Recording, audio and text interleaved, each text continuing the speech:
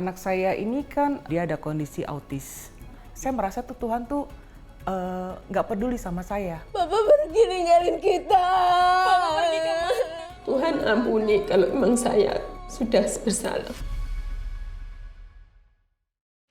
Sahabat, seringkali hidup tidak berjalan sesuai dengan rencana kita. Apa yang terlihat pasti bisa tiba-tiba berubah menjadi tanda tanya di dalam hati.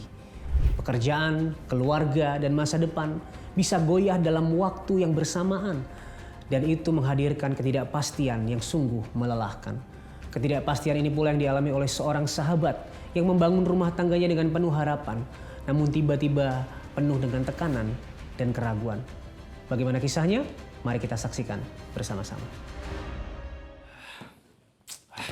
Makanan dari kemarin tahu, telur dadar, bihun itu aja terus. Mas,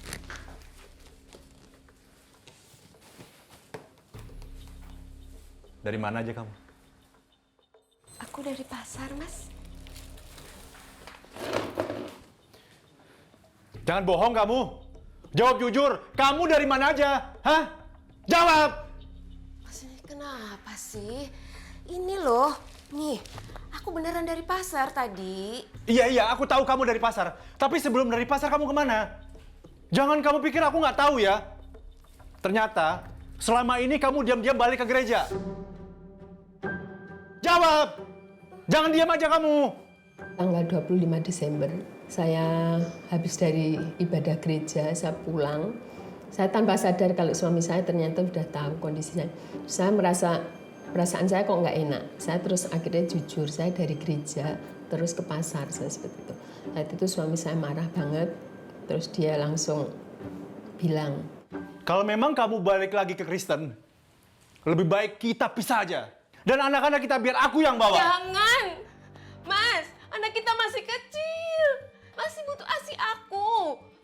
Mas, tolong. Aku salah. Aku memang balik lagi ke Kristen. Aku ikhlas. Tapi cukup sekali ini aja. Aku selama ini ikut agama kamu. Hah, udahlah. Mas, jangan tinggalin aku. saya dengan menikah dengan kamu, meninggalkan iman saya sudah merasa berdosa. Saya tidak mau kehilangan keselamatan untuk yang kedua kali. 10 tahun kemudian saya diberkati Tuhan anak yang kedua. Itu saya diberi kepercayaan Tuhan untuk mengasuh anak yang punya kebutuhan khusus.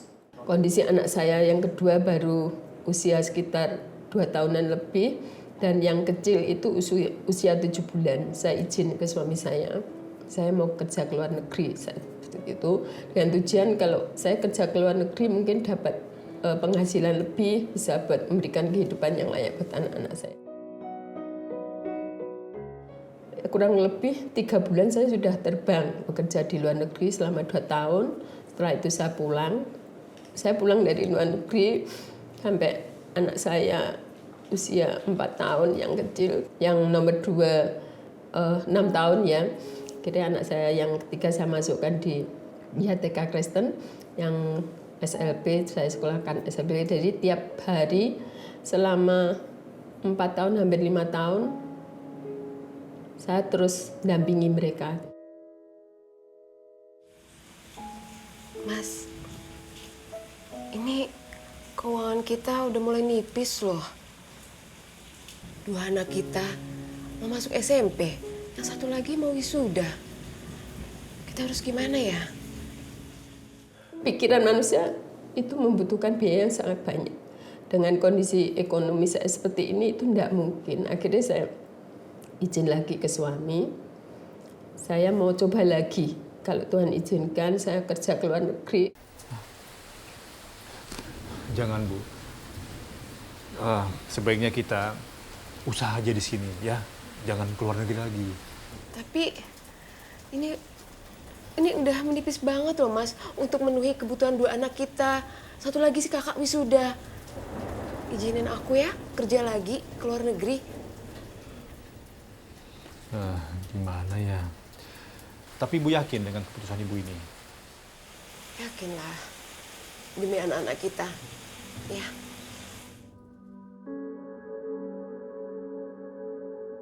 Puji Tuhan saat itu saya dipertemukan dengan majikan yang sangat luar biasa baiknya. Saya bekerja di situ sekitar 1,5 tahun. Disitulah mulai proses lagi Tuhan yang sangat luar biasa. Rumah tangga mulai kacau ya. Dan saat itu anak saya dengan kepolosannya yang nomor 2 yang tunarungu itu, dia WA saya. Dia bilang, "Papa banyak cewek." Saat itu saya benar-benar shock. Saya sebenarnya udah feeling itu sudah ada ya.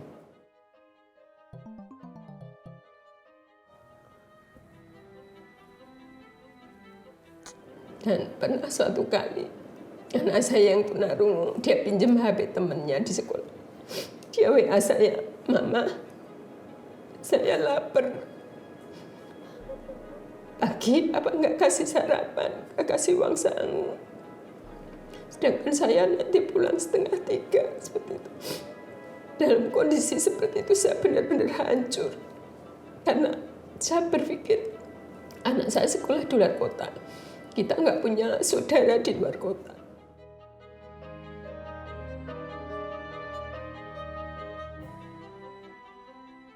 Aku harus gimana sekarang? Kasihan anak-anak, kok Mas bisa kayak gini? Tega banget, jahat banget. Karena sudah mulai saya tahu kalau suami saya seperti itu, akhirnya saya tanya ke suami saya, sekarang maunya seperti apa? Dia dengan alasan nggak bisa mempertahankan karena kita beda jalur seperti itu. Buat kebutuhan kita, buat anak-anak kita. Ternyata kamu malah selingkuh di sana. Ya, aku udah nggak bisa bertahan lagi. Kamu tahu kan, kita tuh beda jalur. Aku juga udah capek sama hubungan kita. Kenapa nggak dari awal? Dari anak pertama kita. Saat itu saya benar-benar shock karena kenapa nggak dari dulu? Saya bilang dari anak 1, 2, 3 nggak ada masalah. Kenapa sekarang seperti ini? Udah, pokoknya aku mau pisah. Titik. Aku tuh capek, Mas. Udah. Mas! Mati. Kalau kamu memang benar-benar nggak bisa, itu udah dari dulu-dulu. Tapi kenapa kamu sekarang bisa bilang seperti ini? Saya bingung apa yang harus saya lakukan. Dan saat itu saya ambil keputusan untuk kembali.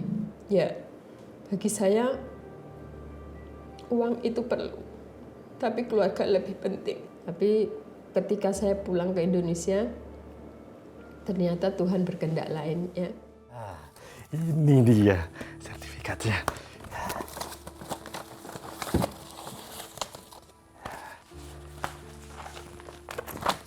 Kami belum sempat ngobrol apa-apa, dan ketika kami sama anak-anak sedang tidur, suami saya pergi tanpa pesan seperti itu. Jadi ketika saya bangun, saya udah cari barang-barang, nggak ada.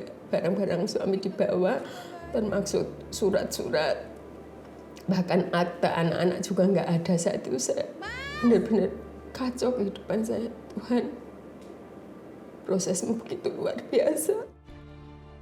Mas! Mas! Mas! Kejadian itu tuh membuat Mama tuh seperti kehilangan separuh hidupnya, benar-benar kehilangan separuh jiwanya. Jujur, hancur. Mama? Mama kenapa? Mama kenapa nangis? Papa pergi ninggalin kita. Papa pergi kemana? Mama nggak tahu. Mama jangan nangis. Kita pasti bisa ngelewatin ini bareng-bareng. Sakit hati Mama, nak. Sakit. Mama sedih. Seorang anak perempuan kan cinta pertamanya tuh ayah gitu kan. Dan saat itu benar-benar kehilangan. Tapi saya nggak bisa menunjukkan kalau saya itu hancur karena saya harus kuat gitu. Secara manusia itu hal yang nggak mudah ya. Saya melihat mama saya sedih terus, tiap hari nangis terus kayak gitu. Dan ya lewat proses itu Tuhan menguatkan saya gitu, membentuk saya jadi pribadi yang kuat gitu. taruh tasnya di sini dulu, Nak. Demi memperbaiki mental anak-anak dan iman anak-anak, akhirnya kita pindah ke Solo. Anak saya yang ketiga itu jadi dari kecil sama sekali tidak pernah merasakan kasih sayang seorang ibu ya, karena dari umur 7 bulan sudah saya tinggal pergi, dia tumbuh dengan kepahitan yang tanpa saya sadari. Kenapa, El? Mah, kenapa sih kita harus tinggal di sini? El, sementara kita tinggal di sini dulu demi kebaikan kita. Terus, Papa kemana, Ma? Mama nggak tahu Papa di mana. Papa tuh pergi ninggalin kita. Papa pergi, pasti karena Mama kan? El, jaga omongan kamu. Papa yang ninggalin Mama, Papa ninggalin kita, El. Nggak percaya aku, Mama pasti bohong kan? Enggak, Mama nggak bohong. El, Jaga omongan kamu. Kamu ngomong apa sih sama mama? Kak, Mama nggak pernah ada buat kita. Selama ini saya hidup sama papa dan mama kerja di luar negeri. Terus mama pulang malah memisahkan saya dengan papa saya. Kenapa kok gitu? Sempat berpikir kok jahat banget mama, kayak malah ngerusak hubungan saya sama papa saya. Dan beberapa tahun saya memang sama mama merasa kecewa, merasa benci. Benar-benar marah sebenarnya waktu itu. Ya itu, saya udah merasa keluargaku yang sekarang bukan keluarga yang aku harapin gitu. Anak-anak makin beranjak, kita hubungan komunikasi memang kurang baik. Walaupun kita tinggal bersama, tapi kita jarang komunikasi seperti itu. Dan akhirnya Tuhan temukan gereja Gais Gideon Gumunggung sini. Saya berjemaat di sini kurang lebih hampir 2 tahun ya sampai saat ini. Terus di situ kebetulan di gereja sini ada parenting project ya. Saat itu saya merasa, oh ini bagus ini bagi orang-orang yang berkeluarga ini sangat penting seperti itu. Cuma saya merasa anak-anak saya udah besar seperti itu. Jadi udah terlambat lah kalau saya belajar. Tapi puji Tuhan, karena kebaikan Tuhan ingatkan saya bahwa tidak ada waktu terlambat untuk kebaikan. Dan puji Tuhan saat itu saya ambil komitmen, saya ikut daftar di situ. Dan saya mengikuti The Parenting Project itu. Dan di situ puji Tuhan anak saya yang ketiga juga mengikuti untuk operatornya ya. Jadi kita otomatis secara bersamaan kita tahu seperti apa hubungan keluarga. Dan puji Tuhan di situ Tuhan ubahkan kehidupan saya, anak saya. Dari situlah mulai hubungan kami kembali dengan baik. Anak saya yang tadinya itu tidak pernah mau dengerin saya, mereka mulai mau bercerita, misalkan ada apa gitu mau bercerita. Maafin El ya, Ma. Sering kasar ke Mama. Nggak bisa nahan emosi El ke Mama. Sering gak dengerin kata-kata Mama di rumah. Iya, El. Mama juga minta maaf. Mama nggak pernah bisa ngertiin kamu. Mama udah maafin kamu, Nak. Makasih ya, Ma. Mama senang Tuhan sentuh hati kamu, Nak. Puji Tuhan, saya benar-benar merasa diberkati dengan adanya The Parenting Project. Di situ saya bisa lebih mengerti bagaimana caranya untuk memahami anak-anak. Dan saya sendiri juga mulai belajar, ternyata tangki emosi anak itu benar-benar harus kita perhatikan. Kalau bukan karena pertolongan Tuhan ya nggak mungkin anak-anak bisa kembali ke saya, bisa mulai yaitu dekat dengan saya. Jadi saya benar bersyukur karena pertolongan Tuhan melalui The Parenting Project itu membukakan mata saya bagaimana harus mendidik anak yang baik sesuai dengan kebenaran firman Tuhan. Jadi dari situ saya benar-benar percaya Tuhan yang saya sembah itu benar-benar Tuhan yang tidak menutup mata.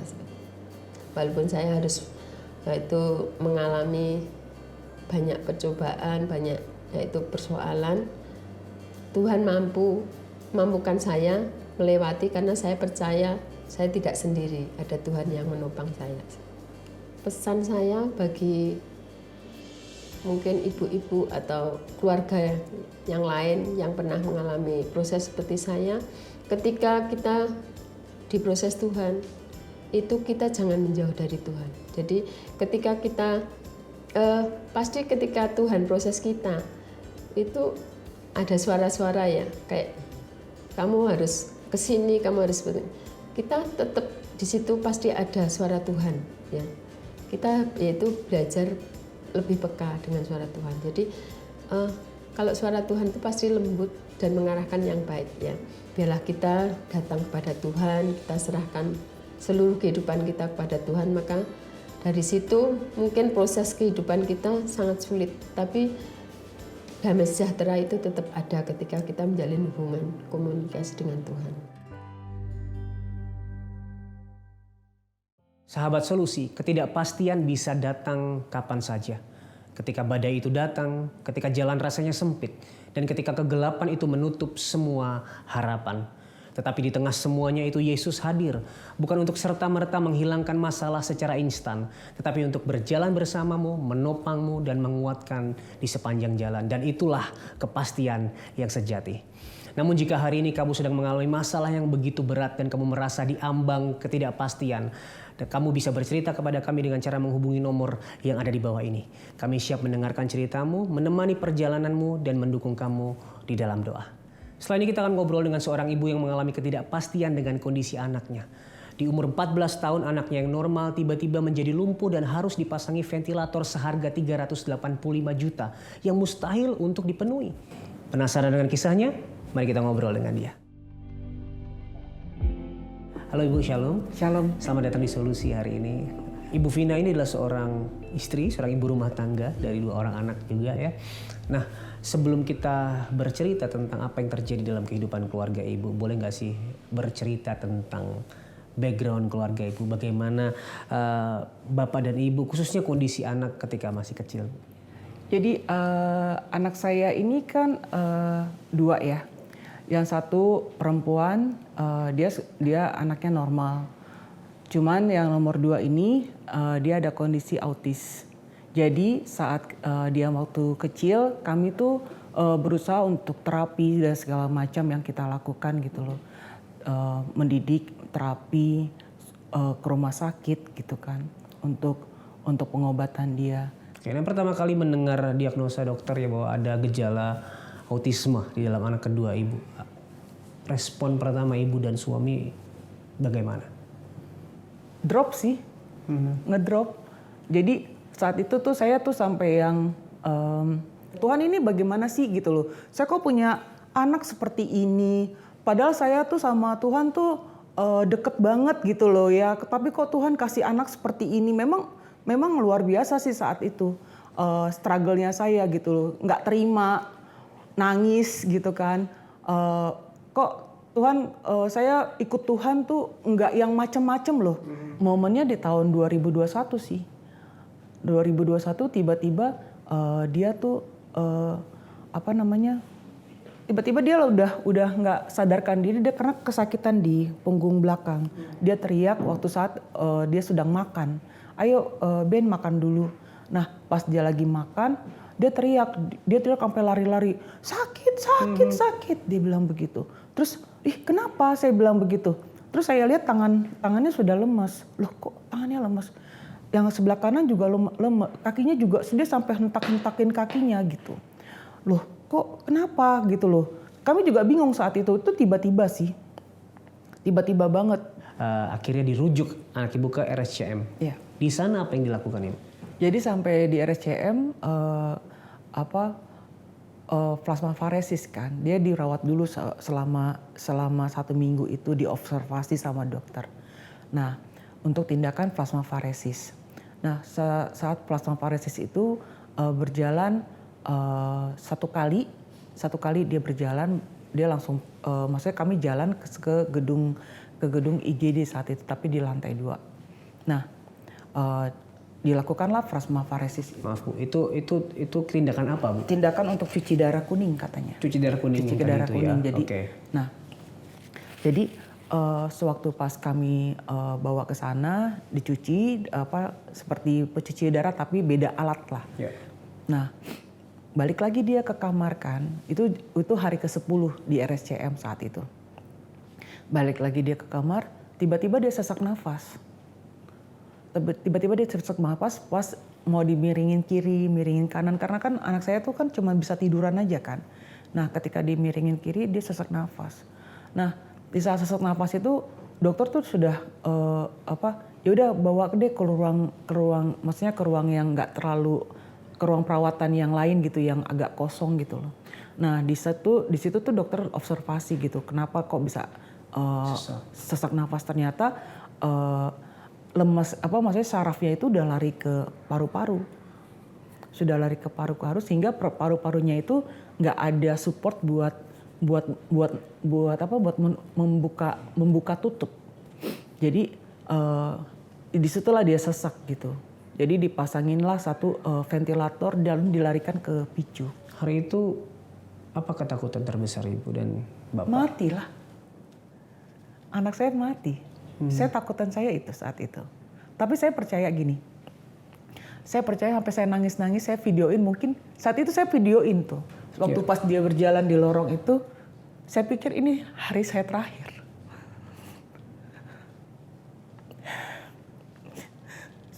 Sampai videoin anak itu. Mungkin saya ketemu dia terakhir.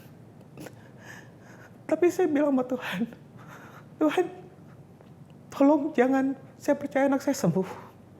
Saya bilang begitu sama Tuhan. Tuhan tolong, itu aja. Karena ketika dia masuk PICU saya nggak tahu lagi apa yang harus saya lakukan. Itu aja sih. Nah itu kan melewati malam-malam yang panjang ya Ibu, hanya bisa tidur 1 jam, 2 jam. Iya. Gitu. Nah pada akhirnya momen apa di mana anak Ibu mulai sedikit demi sedikit pulih? Jadi sebenarnya gini, ada satu momen saya waktu pas anak saya tuh demam terus, demam nggak bisa nggak turun-turun karena memang faktor dari satu dekubitusnya juga, dari pernafasannya dia juga. Jadi pas pagi-pagi itu saya datang, saya keluar, saya cari angin lah gitu loh. Saya bilang sama Tuhan begini, Tuhan, pagi ini indah ya, saya bilang begitu. Pagi ini indah, matahari bersinar indah banget pagi ini. Tapi Tuhan, anak saya dari kemarin demam loh Tuhan. Saya nggak tahu harus berbuat apa Tuhan. Saya bilang begitu. Itu saat itu hari libur, hari Rabu hari libur. Nah, saya nggak tahu lagi, saya nggak ngerti lagi apa yang harus saya lakukan. Saya bilang begitu sama Tuhan. Saya sudah nggak tapi kalau misalkan saya pasrah Tuhan, saya nggak mau Tuhan. Saya percaya anak saya sembuh Tuhan. Saya bilang begitu kan sama Tuhan. Apa yang harus saya lakukan hari ini Tuhan? Saya nggak tahu. Tuhan saya minta tolong sama Tuhan aja. Saya bilang begitu. Terus Tuhan berkata di hati saya, kamu pergi deh ke PICU, katanya begitu. Ya udah, saya ikutin kata Tuhan gitu. Saya mau ketemu sama Dokter Iren Yuniar saat itu. Dia itu adalah dokter kepala di emergency gitu, di ruang PICU itu. Nah, ketika saya ketemu sama suster kepala saat itu, Sus, boleh nggak saya ketemu sama dokter Iren, saya bilang begitu. Bu, ini kan hari libur, dokter libur katanya gitu. Jadi ibu kasih nomor saya, nomor ibu aja nanti ditelepon, dia bilang. Puji Tuhan akhirnya ditelepon siangnya. Nah, kami berdoa, kami video call karena kebetulan dokter Ilan bilang, Mama Bini tidak secara kebetulan saya ada om saya pendeta. Kita berdoa bareng ya. Nah, saat doa bareng itu, setelah doa bareng, puji Tuhan tuh Tuhan jawab gitu. datang tuh dokter dari THT, dia sedot suction dia punya cairan di paru-paru kan. Nah, puji Tuhan pas dia sedot tuh sampai habis semua, sampai benar-benar habis lah. Terus puji Tuhan tuh demamnya turun. Nah, saya sudah agak tenang, Tuhan terima kasih ya, Tuhan sudah kasih jawaban. Nah, hari Jumatnya ternyata kambuh lagi karena proses dahak yang banyak itulah. Dari yang saturasinya 95, drop anjlok sampai 15. Itu saya pikir, Tuhan apa ini yang terakhir ya? Tapi saya percaya Tuhan pasti akan jaga. Suami saya di situ dokter sudah datang, sudah bawa alat segala macam untuk bantu anak saya gitu loh. Tapi itu dia tuh sampai struggle banget gitu, sampai mukanya sudah pucat, udah kayak mayat lah, nggak bisa nafas sama sekali. Nah, suami saya sudah teriak, Tuhan Yesus, dia bilang begitu. Lalu pas di satu ketika dia tarik nafas yang dia terakhir, itulah di situ dia naik. Justru pulih di situ ya? Di situ pulih dia, pernafasannya dia naik. Jadi saya pikir gini, saya cuma bilang sama Tuhan, Tuhan tolong, saya nggak mau kehilangan anak saya. Saya bilang begitu sama Tuhan. Nah, pas dia tarik nafas, tidak mau dia bilang gitu. Dia tarik nafas, katanya gitu. Tuh udah naik tuh 20, 50, 60, 70, akhirnya 95 lagi nafasnya. Aduh puji Tuhan, saya bilang gitu. Tuhan Yesus terima kasih Tuhan. Itu yang kalau saya ngelihat tuh, saya tuh lagi, ya itu kayak apa ya, kayak tarik-tarikan gitu loh. Jadi kayak rebutan lah. Pokoknya ini anak saya tuh berharga di mata saya. Jadi Tuhan kasih dia kesempatan kedua Tuhan. Saya bilang begitu sama Tuhan. Sahabat, ketidakpastian bisa datang kapan saja dengan cara yang tidak kita duga. Dan seringkali ketidakpastian membuat kita merasa kehilangan harapan. Firman Tuhan dalam Mazmur 46 ayat 2 berkata, Allah itu bagi kita tempat perlindungan dan kekuatan. Sebagai penolong dalam kesesakan sangat terbukti. Firman Tuhan tidak menjanjikan hidup yang tanpa kesesakan. Firman Tuhan mengatakan bahwa di tengah kesesakan justru Tuhan menyatakan siapa dirinya. Ia adalah gunung batu keselamatan, tempat perlindungan, kekuatan dan penolong yang terbukti bagi hidup kita. Dan itu semua terbukti ketika menolong kita dari dosa dan maut, ketika Yesus Kristus mati menggantikan kita di kayu salib. Hari ini, jika kamu sedang mengalami kesesakan dan merasa tidak ada lagi pertolongan, mari bersama datang kepada Tuhan, merendahkan hati. Kita berdoa. Tuhan, hari ini kami datang kepadamu dengan segala tanda tanya dan ketidakpastian yang kami rasakan di dalam hati. Sungguh hidup kami mengalami kesesakan yang tidak bisa kami abaikan. Oleh sebab itu kami datang kepadamu Tuhan, pertolongan kami, kekuatan kami yang kuasanya sudah sungguh amat terbukti. Kami datang menyerahkan hidup kami. Kami berhenti memakai kekuatan dan cara kami. Kami mau bersandar kepada satu-satunya pribadi yang sanggup menyelamatkan kami, yaitu Tuhan sendiri. Terima kasih Tuhan, kami tahu Engkau menolong dan menopang hidup kami. Demi nama Yesus kami berdoa dan mengucap syukur. Amin. Namun sahabat, jika hari ini kegelapan yang begitu pekat itu membuatmu merasa tidak ada lagi jalan dan kamu tidak mengerti kemana harus melangkah, kamu bisa menghubungi nomor yang ada di bawah ini. Kami siap untuk mendengarkan cerita kamu, menemani perjalananmu dan mendukung kamu di dalam doa. Kamu tidak perlu melewatinya sendirian. Sahabat, melalui program ini kami melihat banyak sekali orang yang mengalami pemulihan di dalam hidupnya. Segala pertanyaan dan keraguan terjawab di dalam pribadi Tuhan yang setia. Jangan biarkan berkatnya berhenti di kamu. Jika kamu diberkati dengan acara ini, kamu bisa mendukung dengan cara scan QR Code yang ada di layar kamu. Kami percaya setiap kontribusimu akan menjadi berkat bagi banyak orang, sehingga lebih banyak orang lagi bisa mendengar kabar baik tentang Tuhan. Terima kasih sudah menyaksikan acara ini. Sampai ketemu di episode selanjutnya. Ingat, Tuhan Yesus sangat mengasihimu. Dan apapun permasalahanmu, di dalam Tuhan pasti ada solusi.